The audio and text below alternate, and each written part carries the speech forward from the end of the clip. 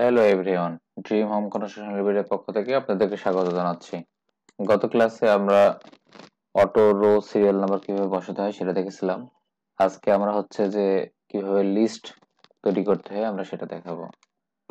ধরুন আপনি একটা বার চার্ট ক্যালকুলেশন করছেন, একটা রডের একটা এস্টিমেট করছেন।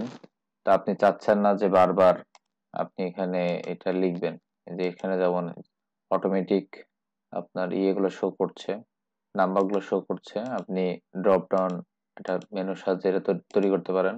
তো এটাই আমরা দেখব কিভাবে তৈরি করতে হয়। তো প্রথমে হচ্ছে যে আমরা এটা রিমুভ করব। তো প্রথমে আমরা হচ্ছে যে ডাটা ভ্যালিডেশন, তো ক্লিয়ার। ওকে, তাহলে প্রথমে হচ্ছে যে আমাদের, যেহেতু আমরা এটা একটা লিস্ট বানাবো, তাহলে আমাদের লিস্টের ভিতরে কি কি থাকবে সেটা হচ্ছে যে আমাদেরকে আগে তৈরি করতে হবে। আপনারা এখানে দেখুন যে এটা 20 দেখাচ্ছে, আসলে আমি লিখেছি 20, 12, 16, 10।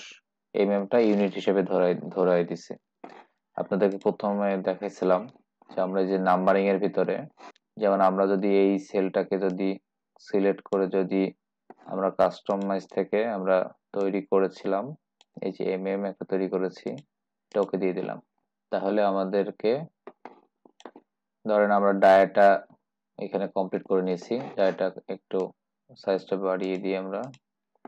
তাহলে আমরা এই রেফারেন্সটাকে লিস্টের সিরিয়াল ধরে আমরা এখানে একটা ড্রপ ডাউন লিস্ট বানাবো।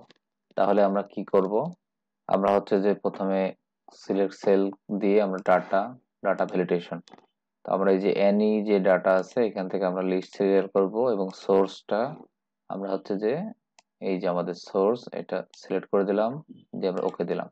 দেখুন এখন হচ্ছে যে ড্রপ ডাউন লিস্ট তৈরি হয়ে গেছে। আমরা এখান থেকে 10, এখান থেকে 25 নিতে পারছি।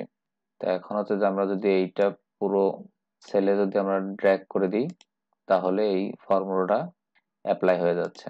আমরা এটাকে ধরেন 12 করে দিলাম, এটাকে 16 করে দিলাম।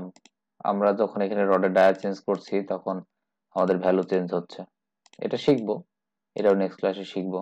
তো এইভাবে আমরা ড্রপ ডাউন লিস্ট তৈরি করতে পারি। আবার আমরা এখানে যা ডাটা দিব সেই ডাটা অনুযায়ী আমাদের এখানে অটোমেটিক রড বলে সিমেন্টগুলো অটোমেটিক যোগ হয়ে যাবে যে আমাদের কতটুকু ভ্যালু আসছে। তো আজকে আমরা হচ্ছে যে ড্রপ ডাউন লিস্ট তৈরি করা শিখলাম। নেক্সট ক্লাসে আমরা হচ্ছে যে আমরা এই ড্রপ ডাউন লিস্টের সাথে ম্যাচ করে আমরা কিভাবে ইউনিট ওয়েটটা বসাবো সেটা শিখবো। তো আজকে এই পর্যন্তই, সবাই ভালো থাকবেন।